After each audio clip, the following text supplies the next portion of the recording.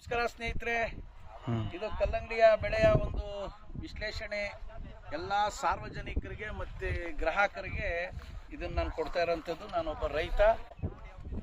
ನಾನು ಕೆಲವು ವಿಡಿಯೋಗಳನ್ನ ಯಾಕೆ ಈ ವಿಡಿಯೋಗಳನ್ನ ಮಾಡ್ತಾ ಇರೋ ಉದ್ದೇಶ ಏನು ಅಂದರೆ, ಕೆಲವಲ್ಲಿ ಇಂಜೆಕ್ಟ್ ಮಾಡಿ ಕಲ್ಲಂಗಡಿ ಬೆಳೀತಾರೆ, ತುಂಬ ಏನೇನೆಲ್ಲ ಮಾಡಿ ಕಲ್ಲಂಗಡಿ ತಿನ್ನಬಾರ್ದು ಅನ್ನೋ ಒಂದು ಅದು ಸುಳ್ಳು ಸುದ್ದಿಯನ್ನು ನಾನು ಇದನ್ನು ನಿಜ ಅಂತ ಹೇಳಲಿಕ್ಕೆ ಬಯಸೋಕ್ಕೋಸ್ಕರ ಈ ವಿಡಿಯೋವನ್ನು ಮಾಡ್ತಾ ಇದ್ದೀನಿ.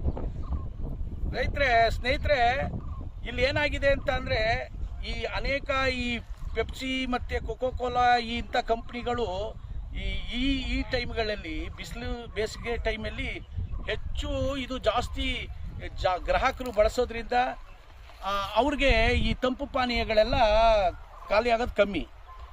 ಈ ಕಲ್ಲಂಗಡಿ ಮೇಲೆ ಒಂದು ಹೊಡೆತ ಬಿದ್ದರೆ ನಮ್ಮ ಪಾನೀಯಗಳು ಜಾಸ್ತಿ ಖರ್ಚಾಗ್ತವೆ ಅನ್ನೋ ದುರುದ್ದೇಶದಿಂದ ಇದನ್ನ ಏನು ಮಾಡ್ತಾರೆ ಅಂದರೆ, ಯಾವುದೋ ಮೊನ್ನೆ ನೋಡಿದೆ ಒಂದು ವಿಡಿಯೋನ, ಒಂದು ಹಣ್ಣಿಗೆ ಇಂಜೆಕ್ಟ್ ಮಾಡಿದ್ರೆ ಹಣ್ಣು ಕಲರ್ ಬರ್ತದೆ, ದಪ್ಪ ಆಯ್ತದೆ ಅಂತ ಯಾರೋ ವಿಡಿಯೋನ ಮಾಡಿದರು. ಯಾವುದೋ ಫುಡ್ ಸೇಫ್ಟಿ ಅವರೆಲ್ಲ ಚೆಕ್ ಮಾಡೋರೆ ಅಂತ. ನಾನು ಚಾಲೆಂಜ್ ಮಾಡ್ತೀನಿ. ನಾನು ಒಂದು 7-8-10 ವರ್ಷದಿಂದ ಕಲ್ಲಂಗಡಿಯನ್ನು ಬೆಳೀತಾ ಇದ್ದೀವಿ. ನಾನೊಂದು ಚಾಲೆಂಜ್ ಮಾಡ್ತೀನಿ, ಈ ಒಂದು ಹಣ್ಣನ್ನು ಯಾವುದೇ ಒಂದು ಇಂಜೆಕ್ಟ್ ಮಾಡಿ ಮತ್ತು ಕಲರ್ ಬೆರೆಸಿ ಹಣ್ಣನ್ನು ತಯಾರು ಮಾಡೋದೇ ಆದರೆ ಒಂದು ದಿವಸ ಈ ಹಣ್ಣು ಉಳಿಕೊಳ್ಳೋದಿಲ್ಲ. ಒಂದೇ ಒಂದು ಎಕ್ಸಾಂಪಲ್ ನಿಮಗೆ ತೋರಿಸ್ತೀನಿ. ಇದು ಒಂದು ಸಣ್ಣ ಕ್ರಿಮಿ ಹೂಜಿ ಅಂತ ಅಂತಾರೆ ನಾವು. ಆ ಹೂಜಿ ಈ ಭಾಗದಲ್ಲಿ ಚಿಕ್ಕದ್ರಲ್ಲಿ ಚುಚ್ಚೈತೆ.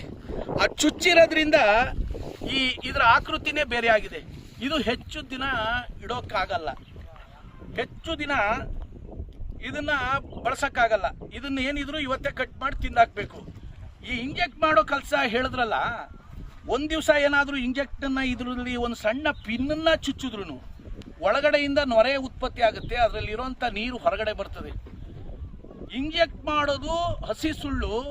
ತುಂಬ ಇದು ರೈತರಿಗೆ ಮಾರಕವಾಗಿ, ರೈತರ ಬೆಳೆಗಳನ್ನ, ರೈತರು ಮಾಡುವಂಥ ವಸ್ತುಗಳನ್ನ ವ್ಯಾಪಾರ ಆಗಬಾರ್ದು ಅಂತ ಇದ್ರ ಮೇಲೆ ಅಪಪ್ರಚಾರ ಮಾಡ್ತಾ ಇರೋಂಥದ್ದು ಇದು ಸತ್ಯ. ಯಾತಕ್ಕೆ ಹೇಳ್ತೀನಿ ಅಂದರೆ, ಸ್ವಲ್ಪ ಪೆಸ್ಟಿಸೈಡ್ ಬಳಸ್ತೀವಿ, ಕೆಮಿಕಲ್ ಬಳಸಲ್ಲ ಅಂತಿಲ್ಲ. ಆದರೆ ಇದನ್ನು ಬೇರು ಮುಖಾಂತರ ನೋಡಿ, ಗೊಬ್ಬರವನ್ನು ಡ್ರಿಪ್ ಮುಖಾಂತರ ಕೊಡ್ತೀವಿ, ನೀರಿನಲ್ಲಿ ಜ್ಯೂಸ್ ಟೈಪ್ ಮಾಡಿ. ಆದರೆ ಈ ಮೇಲ್ಭಾಗದಲ್ಲಿ ಮಾತ್ರ ಸ್ಪ್ರೇ ಮಾಡ್ತೀವಿ, ಹೆಚ್ಚು ಜೈವಿಕ ಗೊಬ್ಬರಗಳನ್ನ ಸ್ಪ್ರೇ ಮಾಡ್ತೀವಿ. ಅದಕ್ಕೆ ಸಂಬಂಧಪಟ್ಟಂಗೆ ಒಂದು 30-40% ಕೆಮಿಕಲ್ನ ಸ್ಪ್ರೇ ಮಾಡ್ತೀವಿ.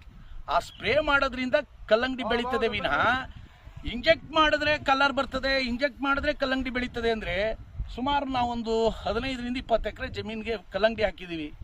ಇದರಲ್ಲಿ ಸುಮಾರು ಒಂದು 600 ಟನ್ನು, ಅದು ಎಷ್ಟು ಕಾಯಿ ಬರ್ತದೆ ಅಂತ ಲೆಕ್ಕ ಹಾಕೋಕ್ಕಾಗಲ್ಲ. ಆ ಕಾಯಿಗೆಲ್ಲ ಇಂಜೆಕ್ಟ್ ಮಾಡ್ತಾರೆ. ನಾನು ಅಂತಲ್ಲ, ಯಾವುದೇ ವ್ಯಾಪಾರಸ್ಥ ಒಂದು ದಿವಸ ಇಂಜೆಕ್ಟ್ ಮಾಡಿದಂಥ ಒಳಗಡೆ ಸೂಜಿ ಚುಚ್ಚಿದಂಥ ವಸ್ತುವನ್ನು ಒಂದು ದಿವಸ ಇಟ್ಕೊಳ್ಳೋಕ್ಕಾಗಲ್ಲ. ಇದು ಸತ್ಯ. ಯಾವ ಲ್ಯಾಬ್ಗೆ ಬೇಕಾದರೂ ಹೋಗಾರ, ಒಂದು ದಿವಸ ಚುಚ್ಚಿಬಿಟ್ಟು ಇದನ್ನು ಮಾರನೇ ಬೆಳಗ್ಗೆ ನೋಡಿದ್ರೆ ಇಲ್ಲಿ ಒಂದು ನೊರೆ ಥರ ಉತ್ಪತ್ತಿ ಆಗುತ್ತೆ. ಅದಕ್ಕೆ ದಯಮಾಡಿ ಇಂಥದನ್ನೆಲ್ಲ ಬಿಡಬೇಕು. ಯಾರೋ ತುಂಬ ದಿವಸ ಹಾಳಾದಂಥದ್ದನ್ನು ಕಟ್ ಮಾಡಿ ನಂತರ ಅದರಲ್ಲಿ ಬಣ್ಣ ಬೇರೆ ಆಯ್ತದೆ, ಇದರಲ್ಲಿ ಭಾಳ ಕೆಮಿಕಲ್ ಐತೆ ಅಂತ ಇಲ್ಲ. ಇದು ಕಮ್ಮಿ ಅಂದರೆ ಒಂದು 15 ದಿವಸ 20 ದಿವಸ ಗಂಟಲು ಇಡ್ಬೋದು, ನಳ್ಳಲ್ಲಿ ಇಲ್ಲ ಫ್ರಿಜ್ಜಲ್ಲಿ ಇಟ್ಕೋಬೋದು.